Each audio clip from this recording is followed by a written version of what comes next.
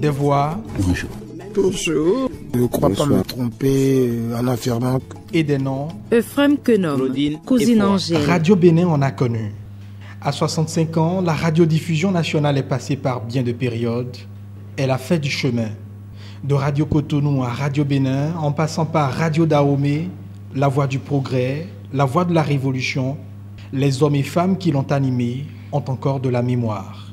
Je puis dire que c'est cette radio qui m'a fait.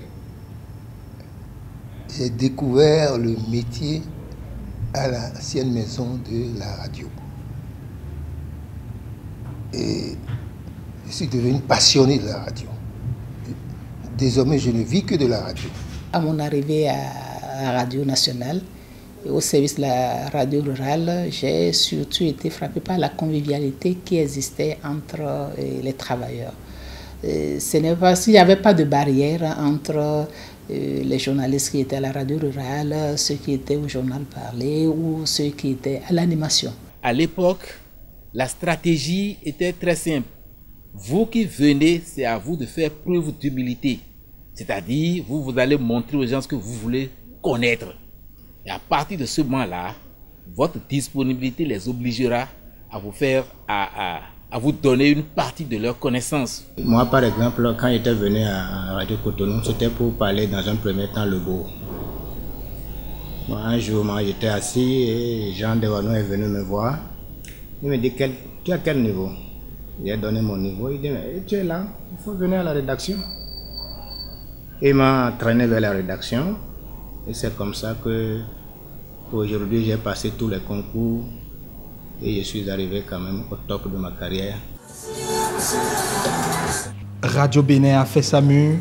Malgré ses 65 printemps, elle semble n'avoir pris aucune ride. Une nouvelle structure, du sang neuf, mais aussi un contenu plus que jamais moderne pour s'adapter à l'ère du temps.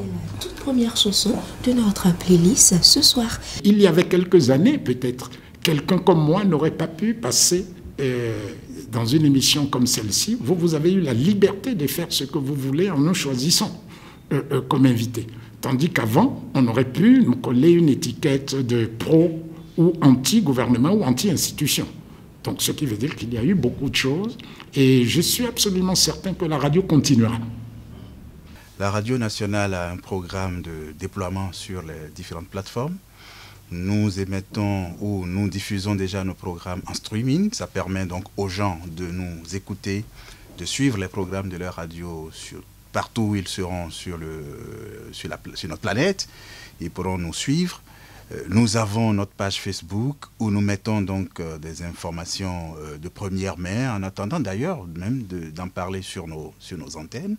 La capacité que nous avons à livrer de l'information juste, c'est quand même un atout majeur que nous comptons donc pérenniser, utiliser à foison pour qu'on fidélise davantage nos auditeurs. Entre préservation des acquis et challenge du moment, la radio de service public tient à préserver son statut de pionnière. Des défis des plus novateurs se bousculent aux portes de cette sexagénaire. Les années à venir, la radio nationale doit faire sa mue, autrement elle va disparaître. Elle va disparaître totalement parce qu'on a beau dire que la radio est flexible, malléable et qu'on peut l'écouter en faisant ci, en faisant ça.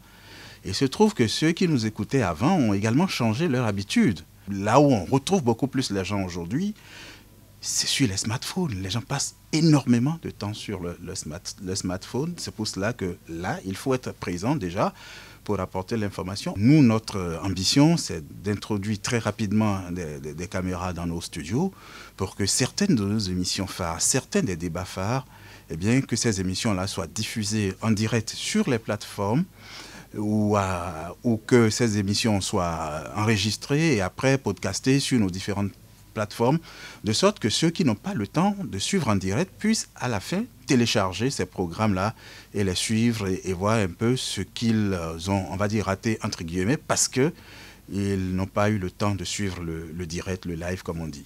Le problème est-ce que c'est la technologie qui nous guide ou bien c'est le contenu qui nous oblige? Si c'est le contenu qui nous oblige, vous aurez toujours besoin de producteurs, d'animateurs, de contenu, donc pratiquement la radio ne disparaîtra pas. Mais si c'est la technologie qui va nous guider, eh bien, il y a 25 ans, on ne savait pas ce que l'Internet, les réseaux sociaux vont donner. Attention, ce qui est en jeu, c'est moins la technologie que le développement. Et c'est ainsi que moi, je suis toujours optimiste en ce qui concerne la radio. La radio saura toujours s'adapter. L'info en 3 minutes. 3 minutes. 65 bougies pour la première radiodiffusion du Bénin. Les temps passent, les générations se succèdent. Et pour ces noces de palissandre, Radio Bénin s'impose de préserver la bonne senteur de son aura pour son audimat.